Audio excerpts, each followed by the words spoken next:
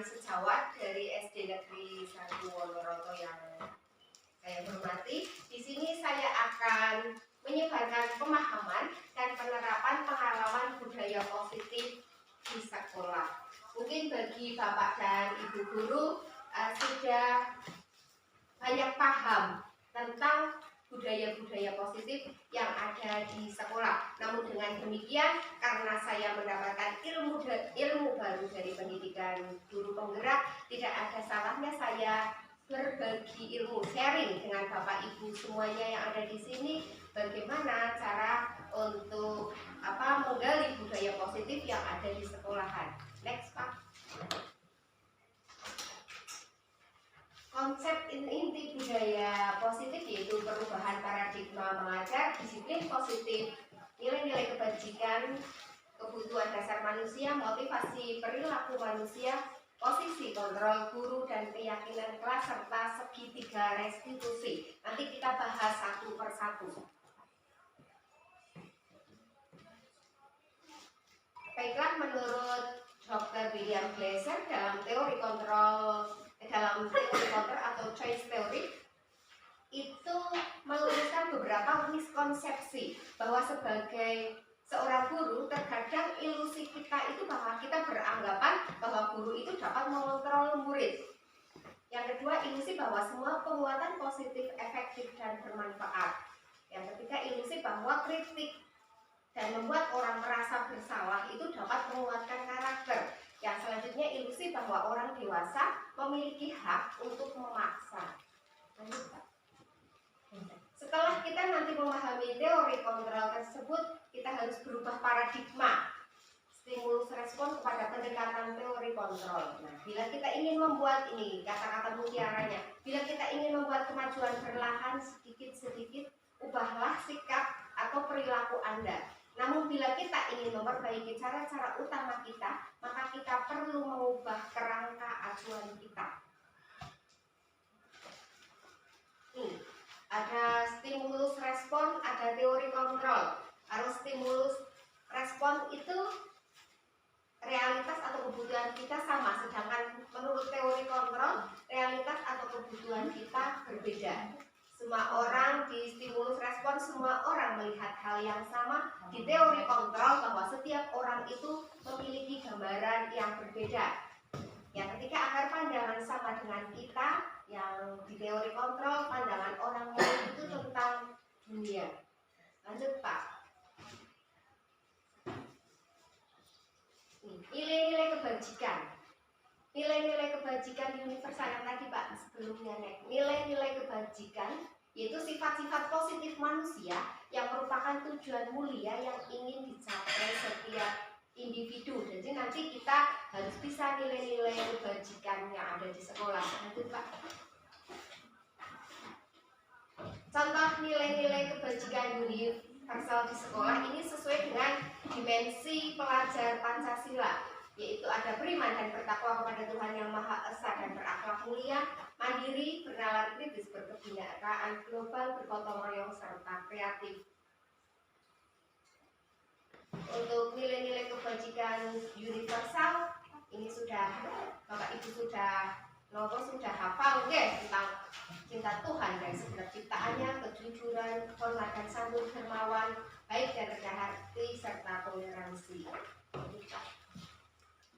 Kita kembali ke kebutuhan dasar manusia, bahwa manusia itu mempunyai kebutuhan yang pertama itu kebutuhan bertahan hidup seperti kesehatan, rumah, makan dan rasa aman, kebutuhan akan kasih sayang dan rasa diterima, hubungan dan koneksi sosial menjadi bagian dari kelompok, kebutuhan akan penguasaan yaitu kekuatan mencapai sesuatu, prestasi, keterampilan dan diri, kebutuhan akan kebebasan seperti kemandirian, memiliki pilihan, senang mencoba hal yang baru dan menarik, dan kebutuhan akan kesenangan yaitu mencari kesenangan bermain dan tertawa. Jadi di sini kebutuhan tadi mungkin Bapak Ibu ada yang menjumpai anak kita setiap kita ajar itu ada yang tidur-tiduran, malas-malasan, mungkin juga karena kebutuhan fisiknya belum terpenuhi, seperti anak belum sarapan pagi bisa terjadi seperti itu. Jadi belum tentu anak yang terlihat tidur-tiduran malas itu adalah anak yang pemalas. Itu belum tentu. Sebagai seorang guru kita harus bisa menggali ibaratnya kenapa sih anak kita, peserta didik kita, murid kita itu berbuat seperti itu, apa alasannya. Ini motivasi perilaku manusia. 3 motivasi perilaku manusia menurut Diane Felsen, yaitu 1 untuk menghindari ketidaknyamanan atau hukuman, 2 untuk mendapatkan imbalan atau penghargaan dari orang lain, ini termasuk motivasi internal. Adapun untuk motivasi itu termasuk nomor 1 dan 2 termasuk motivasi eksternal. Adapun yang nomor 3 itu motivasi internal, yaitu untuk menjadi orang yang mereka inginkan dan menghargai diri sendiri dengan nilai-nilai yang mereka percaya. Lanjut Pak. Ini hukuman dan penghargaan. Perbedaan hukuman, konsekuensi, dan restitusi. Hukuman itu bersifat tidak terencana. Terus untuk konsekuensi sudah terencana dan sudah disepakati. Dan untuk restitusi, yaitu merupakan pilihan penguatan murid dalam jangka panjang dan masalah bisa terpecahkan.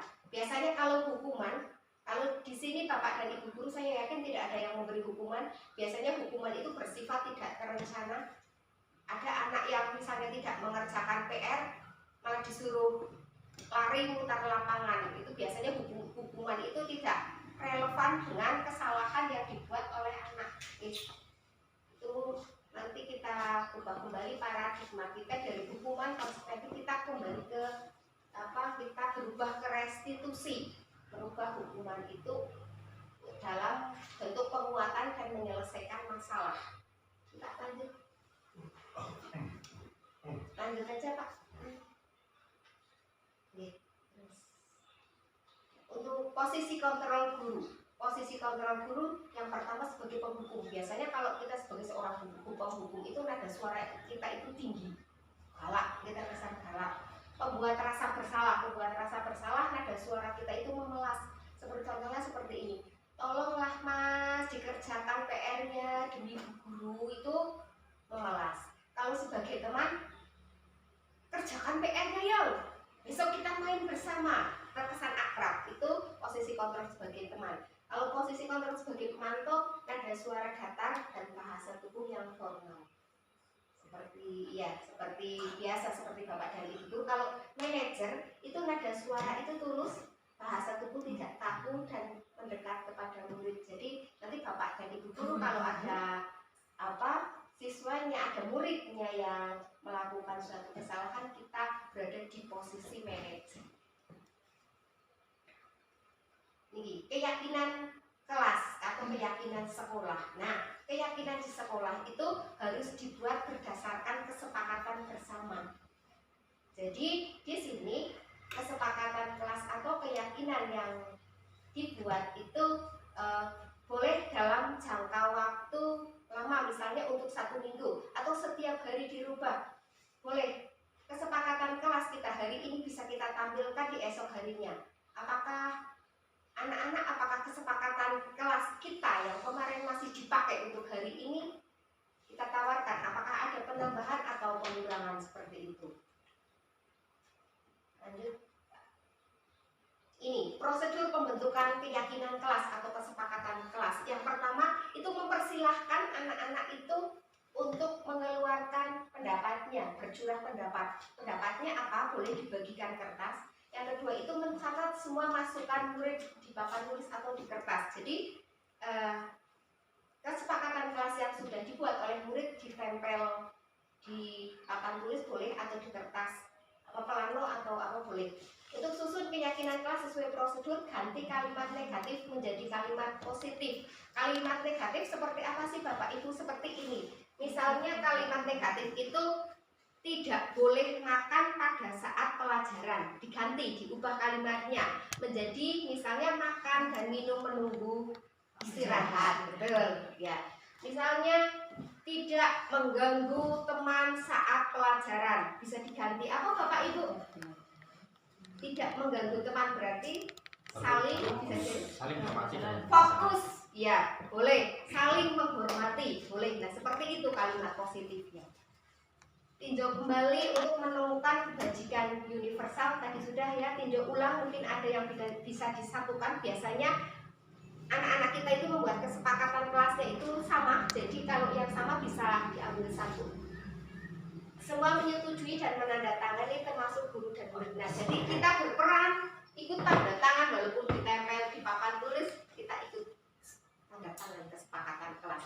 Ini diletakkan di dinding yang mudah terlihat. Berarti idealnya kesepakatan kelas karena diletakkan di dinding berarti ditempel ya Bapak Ibu deh, ditempel bukan di papan tulis, berarti ditempel di kertas biar mudah terlihat dan bisa ditampilkan kembali di esok harinya. Lanjut Pak. Ini untuk segitiga restitusi dalam penyelesaian masalah. Nah tadi pada waktu kita sudah membuat kesepakatan kelas kan kadang-kadang anak itu ada yang melanggar kesepakatan kelas. Ini cara kita untuk menyelesaikan masalah yaitu melalui segitiga restitusi. Yang pertama yaitu menstabilkan identitas, yang kedua validasi tindakan yang salah, yang ketiga menanyakan keyakinan yang tadi dibuat. Sebagai contoh seperti ini Bapak dan Ibu, misal ada anak yang tidak mengerjakan PR. Untuk menstabilkan identitas kita tanya dulu. Misalnya seperti ini pertanyaannya, kenapa Mas hari ini tidak mengerjakan PR? Biasanya anak kan sudah ketakutan deh. Kita itu pertama bahasa kita itu tidak apa-apa. Sebagai manusia, Bu Guru juga terkadang lupa tidak mengerjakan PR. Kalau kamu Bu Guru juga lupa, misalnya lupa tidak absen, kan dibandingkan dengan diri kita dulu. Yang kedua, validasi tindakan yang salah. Nah, kalau tidak mengerjakan, contoh kalimatnya seperti ini, kalau tidak mengerjakan PR, kira-kira itu apa bertentangan dengan kesepakatan kelas kita apa tidak ya Mas, ya Mbak, seperti itu. Terus untuk yang terakhir menanyakan keyakinan, lah kalau seperti ini sikap kamu akan dirubah apa tidak besok? Biasanya nanti akan menjawab, iya Bu, saya akan mengerjakan PR setelah pulang sekolah biar tidak lupa. Biasanya anak akan terpancing seperti itu. Nah ini posisi kita sebagai manajer itu, posisi kontrol kita seperti itu dengan segitiga restitusi. Ini tadi sudah saya jelaskan, ini lanjut Pak. Direfleksi, kita kembali kepada diri kita masing-masing Bapak dan Ibu. Sekarang di posisi manakah diri kita? Di posisi kontrol manakah? Apakah sebagai manajer? Apakah masih dalam posisi kontrol sebagai teman? Ataukah masih posisi kontrol sebagai penghukum misalnya kalau ada yang seperti itu? Demikian pemaparan yang dapat saya sampaikan. Terima kasih sekali atas waktu dari Bapak dan Ibu untuk membersamai saya dalam menyebarkan disiplin positif di sekolah, dan semoga kita menjadi seorang guru yang selalu berpihak kepada murid dan menjadi seorang guru yang bisa memerdekakan murid kita. Sebagai seorang guru kita harus fokus bahwa kita hanya menghamba, seperti filosofi Ki Hajar Dewantara, kita hanya menghamba pada murid. Dalam arti kata fokus kita adalah murid, murid, dan murid. Demikian yang dapat saya sampaikan. Terima kasih. Assalamualaikum warahmatullahi wabarakatuh. Assalamualaikum warahmatullahi wabarakatuh. Nama saya Hamdi, teman dari Bu Rusmini. Ya. Setelah saya mendengar pemaparan yang disampaikan oleh Bu Rusmini tentang kesepakatan kelas, saya jadi tahu tentang membuat kesepakatan kelas yang baik dan benar. Ya. Itu salah satunya itu jangan menggunakan kalimat negatif. Terima kasih untuk Bu Rusmini. Semoga sukses. Terima kasih. Wassalamualaikum warahmatullahi wabarakatuh. Waalaikumsalam warahmatullahi wabarakatuh. Waalaikumsalam warahmatullahi wabarakatuh. Baik anak-anak, sebelum pelajaran dimulai, nanti anak-anak membuat kesepakatan kelas terlebih dahulu ya. Kesepakatan kelas selama pembelajaran kita di pelajarannya Durus, yaitu pelajaran agama Islam. Nah, nanti anak-anak Durus kasih kertas satu-satu, nanti buat kesepakatan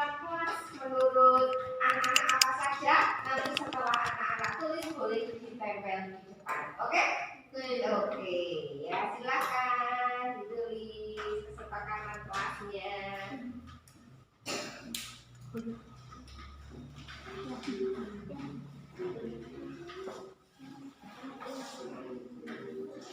Boleh satu saja menulisnya, boleh lebih dari satu. Ayo ditulis, ditempel di depan.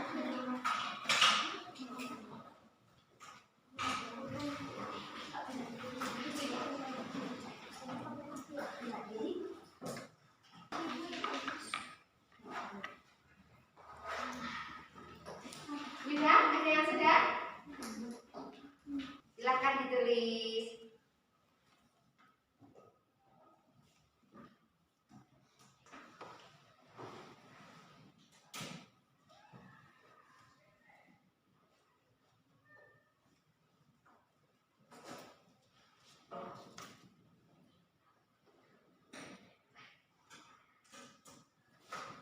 Ya, yang sudah boleh menempel ke depan sini. Ini antri menempel ke depan sini kesepakatan kelas kita. Ya, yang sudah boleh ditempel sini Mas Maju. Ditempel di sini ya.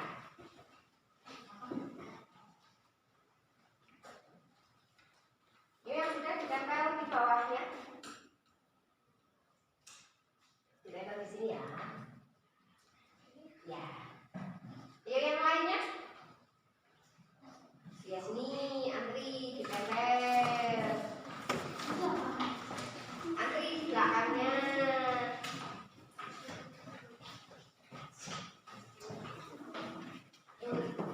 Antri juga antri.